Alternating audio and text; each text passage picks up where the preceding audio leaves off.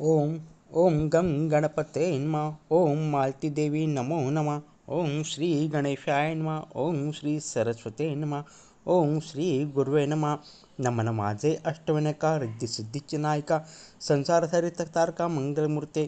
नमनाता कुलदेवते श्री जगदंबे जगन्माते.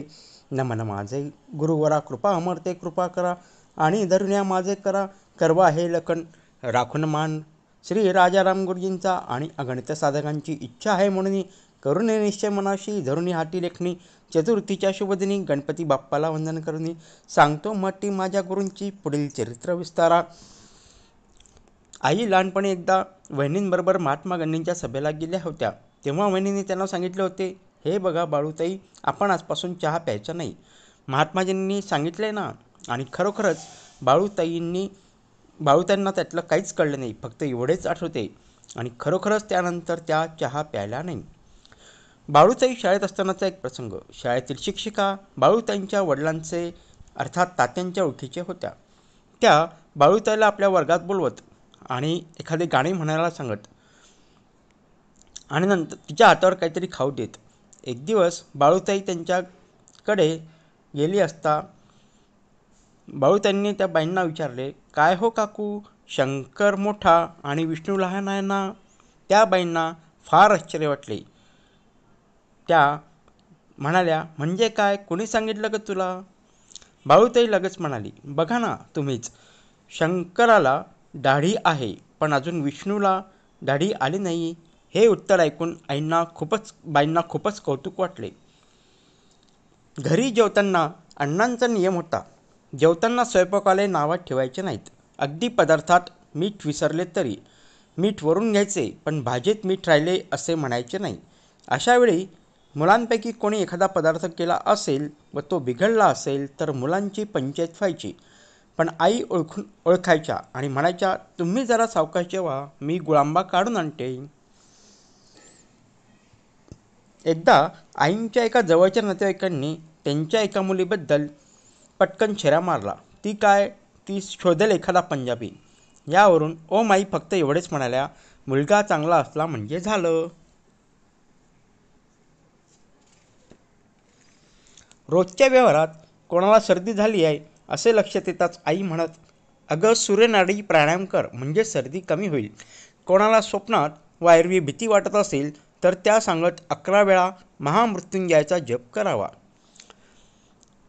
दर महिन्याच्या शेवटच्या रविवारी मिरज येथे शिबिर असे. एकदा उगारला शिबिर होते. काही साधक 7ला उगारला उतरले. एका साधकाच्या लक्षात आले आपली बॅग गाडीतच राहिली. त्याने सहप्रवाशाला ते देण्याची विनंती केली. तेवढ्यात गाडी हलली. तेवढ्यात त्याच्या असे लक्षात आले की त्या बॅगमध्ये फक्त थोडे कपडे व थोडे पैसे आहेत, त्याशिवाय माझे काही अडत नाही. झाले. त्याच्या मनाची उदासी कुठल्या कुठे पळाली.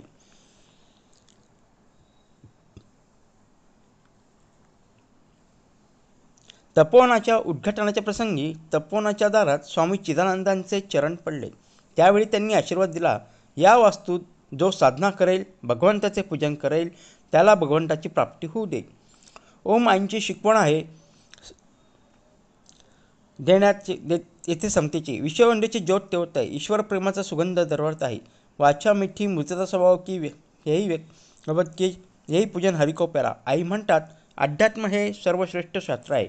कोणी आंब्याच्या झाडाला पेरू किंवा पेरूच्या झाडाला आंबा लावू शकत नाही, पण मुद्दा आहे ते आपण निर्माण करू शकत नाही. खरं आहे ना, प्रभू तर जळी स्थळी काष्टी पाषाणी सर्वत्र आहे. त्याचे रूप बघण्यासाठी साधना करा. अध्यात्मशास्त्र आहे, फक्त कल्पना किंवा भ्रम नाही. एखाद्याचा स्वीकार करताना आई त्याला त्याच्या गुणदोषांसकट स्वीकारतात. तिथे कुणाचाही राग नाही. प्रत्येकाच्या वाईट सवयी, दुर्गुण याबद्दल आई अत्यंत प्रेमाने हळुवारपणे त्याला समजावून सांगतात व त्यापासून त्याला परावृत्त करतात. इतकेच नव्हे तर त्याचे अंतरंग देखील सूक्ष्मपणे जाणून घेतात. त्यांच्यापुढे आपण नतमस्तक होतो आणि त्यांना काही भेटवस्तू देऊ करतो तर त्या म्हणतात, मी द्यायला बसले, घ्यायला नाही. तुम्ही मला लौकिकातलं काय देणार? व्यवहारात सुद्धा आयुष्य चांगले असते. प्रत्येक गोष्ट साधेपणाने करा. उगाच पैशाचा अपयोग करू नका. ते पैसे दान धर्मात खर्च करा. खरे म्हणजे आपल्या उत्पन्नाचा काही भाग नियमितपणे दान करावा. निदान काही ठळक प्रसंगी तरी वर्षातून ठराविक वेळा अन्नदान करा. आश्रमात देखील आसपासचे शेतकरी कधीकधी एकदम भाजी लिंबे आणत यासारखा काही वस्तू आणून देतात. एवढ्या पदार्थांचं एकदम काय करणार? आई म्हणतात, अगं त्याचे लोणचे घाला, सुधारस करा, कोणी आलं तर उपयोग होईल, लहान मुलांना होईल. आईंच्या व्यक्तिमत्वावर प्रकाश टाकणारे एका साधिकेचे हे विलक्षण मनोगत पहा. काय सांगू माझ्या गुरुची महती, लावली डोळस भक्ती, प्रपंच नेटका करून दाखवला. परमार्थ सोपन आलेल्या पदी विराजमान होती. काय सांगू माझ्या गुरुची महती. आई ध्यानाबद्दल आईंचे विचार आहेत. ध्यानाला बसल्यानंतर आर्थिक किंवा प्रापंचिक फायदे होतील असं नाही, पण हळूहळू मन शांत होतं. त्यामुळे मनाचं संतुलन राहतं, विवेक वाढतो, जीवनातील घटनांचा सहजतेने संघर्ष करता येतो, आत्मबल वाढतं, रोजचे प्रश्न सुलभतेने सुटतात, कारण मन शांत व स्थिर झालेलं असतं. त्यामुळे चुकीचे निर्णय घेतले जात नाही. योग्य निर्णयांमुळे चांगलंच होतं, त्याचं फळ चांगलेच मिळते. गुरुने किती विनम्र असावे आणि गुरुभक्ती करताना गुरूंशी कसे वागावे याचा वस्तुपाठ म्हणजे आमच्या सद्गुरू ओम आई होत. ओम आईंना स्वामी शिवानंदांकडून दीक्षा मिळाली. तेव्हा त्याचे वर्णन सांगताना त्या म्हणतात, त्या दिवशी अक्षय तृतीया होती. गुरु दीक्षा देणार हे मला माहीत नव्हतं, पण गुरूंचा आदेश मिळाला की मी काही आता फार दिवस नाही, तेव्हा तू ये. स्वामीजींकडे मोठमोठे लोक आहेत, तेव्हा मी त्यात कुठे बसणार हा विचार मात्र. पण गुरु धारण करणं हे आपण ठरवू शकत नाही. आलेल्या प्रसंगाला सामोरं जाणं हे मला माहीत, म्हणून मी स्वामींच्या आदेशानुसार स्वामीजींकडे गेले. स्वामीजींनी माझं भांडं भरून टाकलं. शंकेला काही जागाच नव्हती. आकाशं पतितं तवं या वृत्तीने सगळे स्वीकारत गेले. मी कोणाची कोणी राहिलेच नाही. मला कोणी नाही, मी कोणाचे नव्हते. ध्यानात मला मोक्ष मिळावा, सिद्धी मिळावी ही आशा नव्हती, कारण मालती अनंतात विलीन झाली होती. लोखंडाच्या तुकड्यावर स्वामीजींनी मोहर उठली. त्यामुळेच आज मालतीला महत्त्व आहे. आई, ध्यानाला बसतो आम्ही, पण ध्यान लागत नाही हो. आई, तुम्हीच कृपा करा आणि ध्यान लावून द्या. आई पटकन म्हणून जातात, ध्यान नाही होता, लेकिन ध्यान करना क्या, ध्यान होना चाहिए. हो, आई पटकन हिंदीत बोलून जातात, कारण नोकरीनिमित्त अण्णा दिल्लीमध्ये राहायचे. तेथे हिंदी भाषेमध्येच व्यवहार चालत. त्यासाठी आईंनी हिंदीच्या परीक्षा देऊन आई हिंदी शिकल्या. हिंदीच्या क्लासमधील भाषेच्या गमती जमती सांगून आई हसवतात. तेव्हा आई इतक्या महान व्यक्ती आहेत हेही आपण थोडा वेळ विसरून जातो. इतकी सहजता त्यांच्या वागण्यात आहे.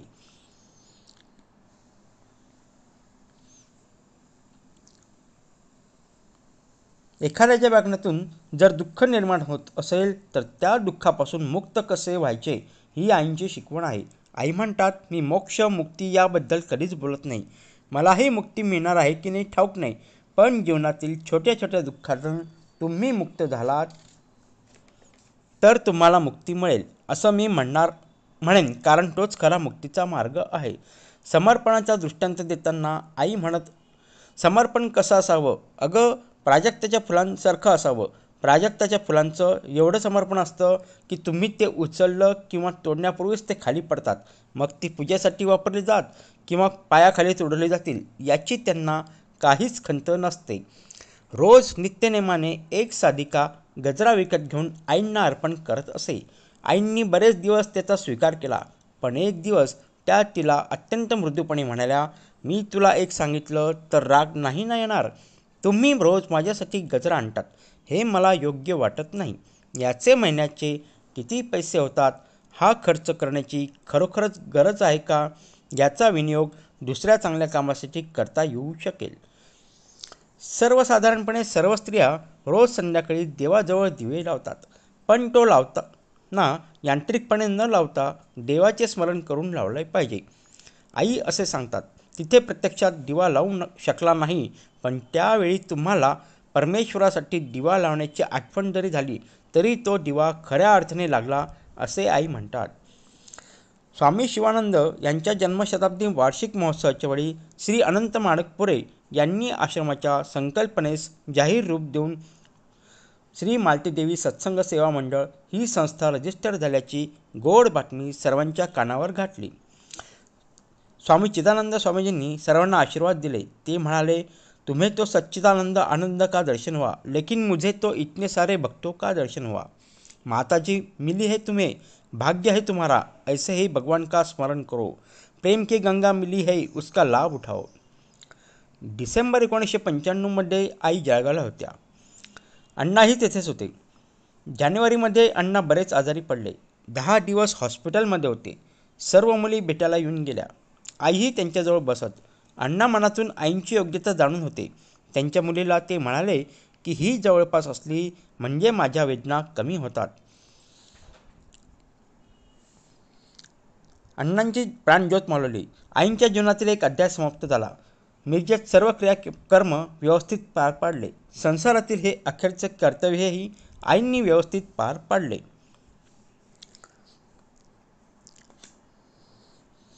सर्वसामान्य माणसांना दुःखापासून मुक्ती हवी आहे, पण दुःख कोणाला नाही. संतांना सुद्धा दुःख भोगावी लागली आणि लागतात. संत ज्ञानेश्वरांना लहान वयात किती दुःख सहन करावं लागलं.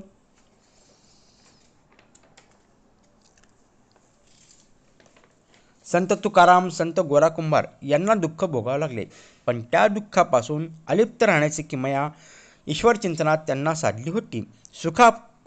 सुखाकडे अलिप्तपणे पाहण्याचं ज्ञान त्यांना झालं होतं. अशा दुःखापासून तुम्ही नक्कीच मुक्ती मिळवू शकतात व त्याची गरज प्रत्येकाला आहे. पाहू असं म्हणून चालत नाही, तर त्यालाही नियमित साधना केली पाहिजे. रोज कमीत कमी अर्धा तास तरी ध्यानाला बसावे. सुरुवातीला ध्यान लागत नाही, पण हळूहळू मन एकाग्र होऊ लागतं. राधाकृष्णाच्या प्रेमाबद्दल आईंचे विचार. राधाकृष्ण त्या म्हणाल्या, राधा म्हणजे धरा, धारणाशक्ती. कृष्णाच्या प्रचंडतेची धारण करण्याची शक्ती राधेमध्ये होती. राधा वयाने मोठी असून कृष्ण बालवयात होता. एवढेच नव्हे तर कृष्णाला देव म्हणून राधेनं अप्रत्यक्ष रूपात आणलं. आपण मात्र त्यांचं हे पवित्र नातं विसरून रासक्रीडा, राधेचे प्रेम यात रमून गेलो. सन 1965मध्ये एक योगी संन्यासी आईला भेटण्यासाठी अचानकपणे त्यांच्या घरी आल्या. त्या रात्रभर तिथेच राहिल्या. एकांतात या योगिनीने आईंना या मार्गातील अनेक रहस्य समजावून सांगितले आणि सांगितले की मी कोण आहे याचा जेव्हा तुम्हाला साक्षात्कार होईल तेव्हापासून 7 दिवसात एकतर शरीर सोडावं लागेल किंवा संन्यास तरी घ्यावा लागेल. वर्षभरात आईंना 3 मार्च 1966 रोजी ध्यानावस्थेत आत्मबोध झाला. त्यांना स्वस्वरूपाचे ज्ञान झाले. त्यांनी पाहिले की भगवान श्री शंकर समाधी अवस्थेत बसले आहेत. आईही त्यांच्याबरोबर ध्यानात बसल्या. त्यानंतर आईंना असे वाटू लागले की खूप जोराचे वादळ चालले आहे. आई डोळे उघडून भगवान शंकराकडे बघतात तर भगवान शंकराच्या अंगाला असलेले भस्मकण आईंच्या शरीरावर येऊन पडले. आईंचे शरीर जळू लागले. पहिले शरीर जळत असतानाच खाली पडू लागले. एकाच वेळी त्या आपले शरीर पडताना बघत होत्या व त्याच वेळी त्यांना तेवढ्यात भगवान शंकर समाधीतून उठले. आईही पटकन उठून उभे राहिल्या. त्यांनी भगवान शंकरांना वंदन केले. भगवान शंकरांनी आईंना खडावा, व्याघ्रचर्म, रुद्राक्षाची माळ, विभूती या 5 वस्तू दिल्या व ते 3 वेळा म्हणाले सत्यमेव जयते आणि ते अदृश्य झाले. आईच्या घरी एक तरुण संन्यासी आला. त्याचा काहीही परिचय नसताना अचानकपणे आला. आईंनी त्यांना कैलासावरचा हा अनुभव सांगितला. तेव्हा तो संन्यासी हसला व म्हणाला, तुम्हाला तर विद्वत संन्यास मिळाला आहे.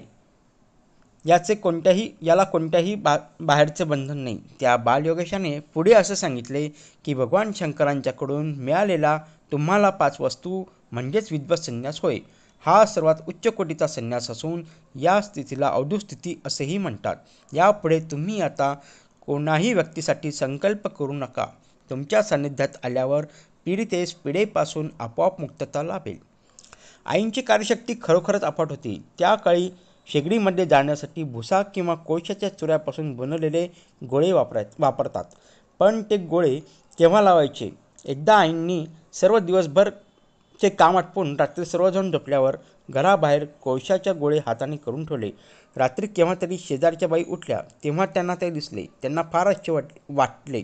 आपण झोपलो तेव्हा काहीच नव्हते आणि हे एवढे काम मालती आईंनी केले तरी केव्हा? दुसऱ्या दिवशी त्या म्हणाल्या, मालती, तूने दिन भर का काम करके इतना सारा काम किया रात में. किसी को बोलना मत. 3 स्त्रियों का काम करती हो तू. किसी ने देख लिया तो नज़र लग जाएगी. कोणत्याही अडचणीच्या प्रसंगात आईंना त्यावर उपाय झटकन सुचत असे. साधन मार्गावर प्रवास करत असताना सगळ्याची व्यवस्थेत सांगड घालायची म्हणजे आईंच्या मनाची खूप ओढाताण व्हायची. अशाच अवस्थेत एकदा त्यांना ध्यानात विवेकानंदांचे दर्शन झाले. ते म्हणाले, अगं, तुझ्या मनाची खूप किरणं व्यवहारात पसरली म्हणून तुला थकवा येतो. हे बघ, आपलं शरीर छान आहे, त्याला एकदा किल्ली दिली की ते चालत राहतं व त्याच्याकडे लक्ष द्यावं लागत नाही, जास्त विचार करावा लागत नाही. असे म्हणून त्यांनी एक खोली एवढे मशीन दाखवले आणि एक छोटी चावी घेऊन ते आले व मशीनला चावी लावून मशीन चालू केली व म्हणाले, हे बघ, हे एवढं व्यवहाराला पुरतं, बाकीचं अध्यात्माला लावून टाक. एकदा ध्यानात आईंना स्वामीजींचे दर्शन झाले. स्वामीजी म्हणाले, ओम मालती, तुझ्या डोक्यावर हात ठेवणारा, तुला मार्गदर्शन करणारा संत आता प्राण त्यागाचा विचार करीत आहे. तू जबाबदारीने काम कर. आईंना हे ऐकून फारच वाईट वाटले. स्वामीजींचे एवढी अफाट कार्य कोण करणार असे वाटले. आश्रमात नुसती ध्यानधारणा होत नसे, तर मोठा दवाखाना, औषधांचा कारखाना, संगीत शिक्षण, आसन प्राणायामाचे वर्ग, योग साधनेचे वर्ग घेणे इत्यादी सर्व कामांची जबाबदारी घेणारी महान गुरुदेव जर सोडून गेले तर काय हाहाकार होईल असे वाटू लागले. पुढे 2 दिवस त्यांचे मन बेचैन होते.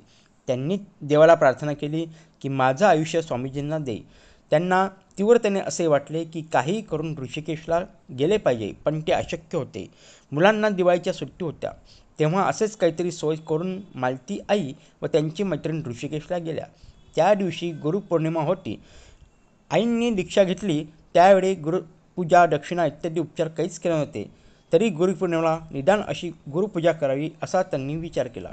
ऋषिकेशला गेल्यावर समजले की गुरुदेव आजारी आहेत, त्यांच्या पादुकांचीच पूजा होणार आहे. ठरल्याप्रमाणे मोठ्या समारंभात गुरुचरण पादुकांची पूजा झाली. वेद पठण झाले. सर्व संन्यासी व गृहस्थ उदास होते. सर्वांचे नेत्र पाणावले होते. 2-4 दिवसांनी स्वामीजींच्या कुटीराचे दार उघडले आणि भक्तांना आत सोडले दर्शनासाठी. स्वामीजी आजारी होते. दर्शन घेत असताना आईंचे डोळे पाणावले. अंतःकरण भरून आले. स्वामीजींच्या डोळ्यात पाणी उभे राहिले. आईंनी डोळ्यांनीच विचारले, हे काय गुरुदेव? स्वामीजींनी हात उचलून आपल्या शरीराकडे निर्देश केला आणि म्हणाले, पाहायचं ना हे शरीर, पहा. आईंचा ऊर भरून आला. त्या मनाशीच म्हणाल्या, खरंच कोठे गुरुदेव आणि कोठे आपण क्षुद्र माणूस. त्यानंतर 1963 रात्री 2 वाजता आईंना एकदम धक्का बसला. त्यांना जाग आली तेव्हा त्यांना त्यांच्या हृदयात स्वामीजी दिसले. स्वामीजींनी शरीर सोडले म्हणून त्यांना त्यांचे हृदयात दर्शन झाले याची जाणीव त्यांना झाली. सकाळच्या बातम्यांमध्ये सर्वांना ती कुवार्ता ऐकायला मिळाली. एकदा ऋषिकेशला गेले असता आईंना मनातून असे वाटले की थोडा एकांत मिळाला तर बरं होईल. जिथे जाऊ तिथे हे लोक आपल्याबरोबर येतात. हे ऐकल्यावर आपण थोडे दिवस एकटे राहू. असे 2-3 दिवस झाले. सर्व लोक सत्संगाला गेले होते. त्या दिवशी स्वामी कृष्णानंद यांचा वाढदिवस होता. ओम आईंचे बरोबर सत्संगी शास्त्री होते. त्यांनी त्या दिवशी ऋचा म्हटला. ते वेदांमध्ये पारंगत होते. स्वामीजींनी सर्वांना सांगितले की प्रसाद घेतल्याशिवाय जाऊ नये, पण प्रसादासाठी खूप गर्दी होती म्हणून आईंबरोबर आलेले लोक म्हणाले,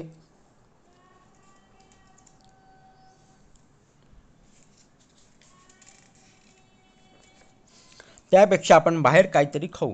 कृष्णानंद स्वामी आईंना म्हणाले, माताजी, आपको कल खाना नहीं मिला, हम संत लोग बैठ रहे, आप भी आइए. त्या दिवशी मालती आईंना संतांच्या पंक्तीत बसून प्रसाद घेतला. गर्दीत जायचं नाही म्हणून थोडीफार फळे खाल्ली व त्या दिल्लीला परत निघाले. पण जाताना त्यांना तोंड द्यावे लागले. अगदी त्राहिमाम झाले. आई त्यानंतर 2 दिवस आश्रमात राहिल्या.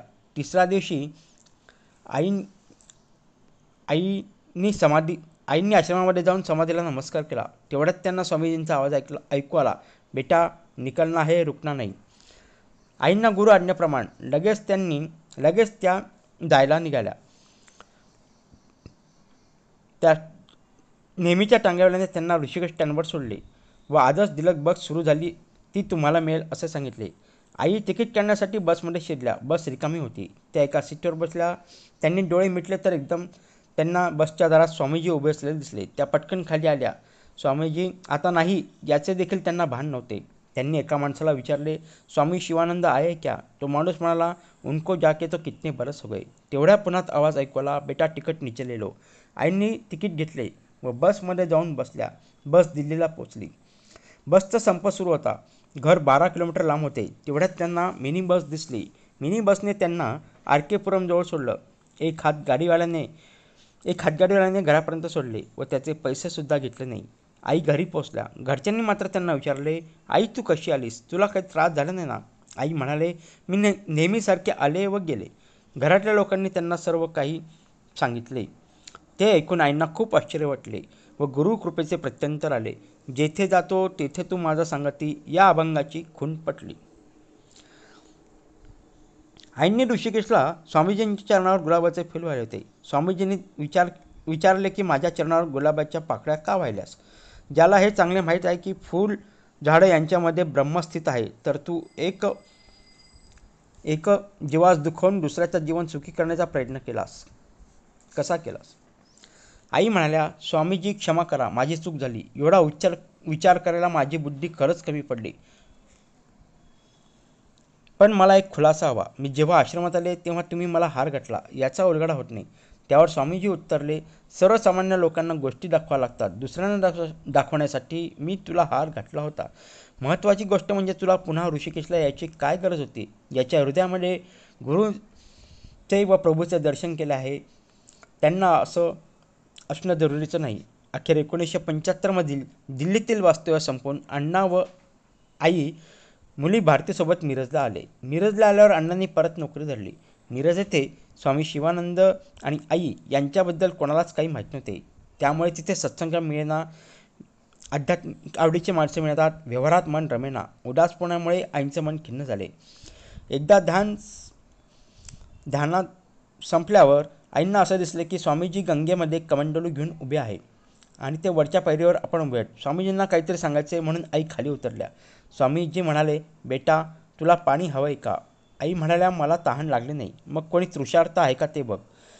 व त्यांना पाणी दिले. आईंनी लगेच 2-3 जणांना ते पाणी दिले. स्वामीजींनी कमंडलूंनी आईंचा लोटा भरून दिला व दो देने से मिळता है असे सांगितले. सांगली येथील दिव्य जीवन संघाचे लोक आईंना बोलवायला आले व सत्संगात सुरुवात झाली. नंतर आईंना स्वतःच्या साधनकाळात आलेले व लिहून ठेवलेले अनुभव प्रसिद्ध करावीत अशी प्रेरणा झाली. संतकृपा मासिकात 1979 पासून ते क्रमशः प्रसिद्ध झाले. हे अनुभव वाचून साधकांचा व त्यांच्या पत्रांचा ओघ आईंकडे सुरू झाला.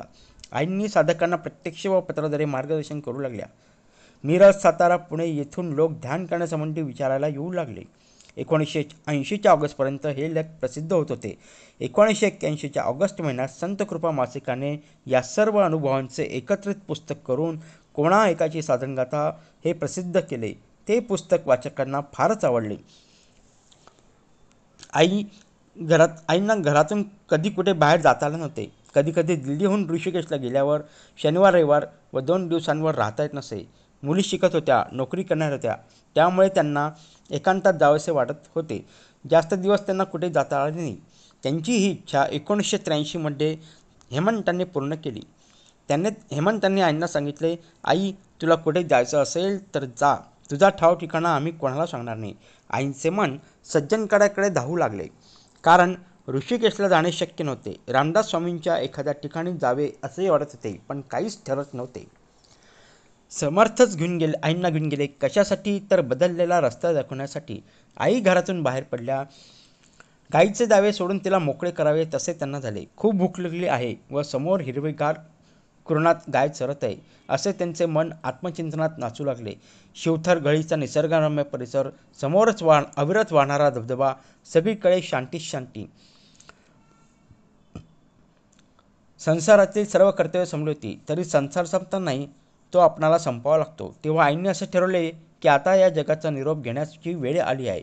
या जगाने आपल्याला जे दिले ते मिळाले, आपल्याला देता आले, जमेल तेवढे आपण समाजाला दिले, असा त्यांनी विचार केला. आता मनाचा करोसा घ्यावा असा त्यांचा मानस होता. पण संतांचे संदेश असतात. एक दिवस त्यांना असे दिसले की एक गाय खूप जोरात पळते आहे. तिच्या मागे तिचे वासरू धावते आहे. खूप थकून भागून ओरडते, पण गाय नुसती वळून पाहत आहे, थांबत नाही. शेवटी तोंडाला फेस येऊन ते वासरू खाली पडले. ते बघून आईंना फारच वाईट वाटले. त्यांच्या मनात विचार आला की गायला तर प्रेमळ म्हणतात, पण या वासराला असं मागू टाकून ते पुढे धावत आहे. तेवढ्यात एक आवाज ऐकू आला, ती गाय म्हणजेच तू आहेस. तू दूर कुठे चालली आहेस? तुला जे मिळालं ते वाटण्यासाठी दिलं आहे. त्याचे दुःख तुला त्याच भूमिकेतून दूर करावे लागतील. समरसता सापडल्याशिवाय जनकल्याण जमणार नाही. श्री समर्थ आणि उद्देशाने दिव्य प्रकाशात श्री समर्थ रामदासांचे पवित्र दर्शन झाले. आईंचे मन खट्टू झाले. त्यांच्या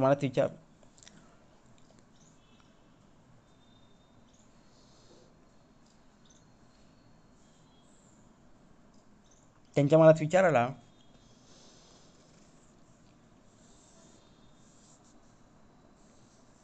परंतु समर्थ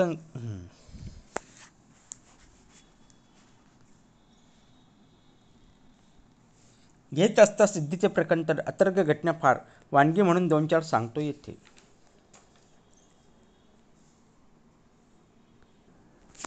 एकदा एक साधिका दर्शन घेण्यासाठी गेल्या. दर्शन घेताना त्यांचे पूर्ण ध्यान लागले. नमस्कार करून त्यांना आईंच्या चरणातून अखंड ओंकार ऐकू आला. स्वामीजींनी आईंना आशीर्वाद दिला होता, तू अखंड ओम नामामध्ये तल्लीन होशील याची या साधिकेला प्रचिती आली. एकदा रिक्षातून जाताना आई काठी रिक्षात विसरल्या. आईंनी विचार केला, जाऊ दे, गेली तर. एक रात्र मध्ये गेली, पण तिसऱ्या दिवशी रिक्षावाल्याने काठी परत आणून दिली. तो रिक्षावाला आईंना म्हणाला, खरं तर ही काठी मला सोडत होती, आपल्या जवळ ठेवावी असे वाटले. काठी जवळ असेपर्यंत 2 दिवस खूप पैसे मिळाले, पण अतिलोभ नको म्हणून मी ही परत करत आहे. जळगावची बालसाधिका मुख्य होती. ती नेहमी सत्संगाला येत असे. आईंच्या कृपेने ती बोलू लागली. मुकम करोती वाचालम या युक्तीची प्रचिती आली. आईंचा व श्री नातूंचा परिचय दिल्लीतला. त्यांनी आईंना पाहिले. नंतर त्यांची पत्ररूपाने भेट होत राहिली.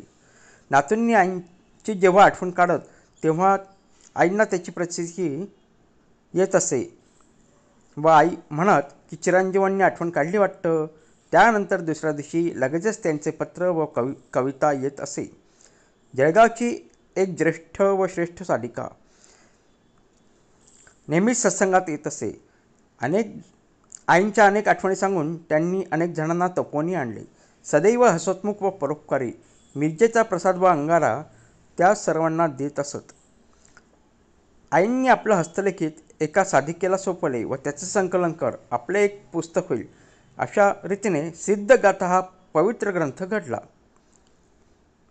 त्या साधिकेने अजून एक पुस्तक लिहिले. त्यांनी आईंच्या साहित्यांचा अभ्यास करून सुविचारांचे संकलन केले. आईंच्या चित्रकार कन्याने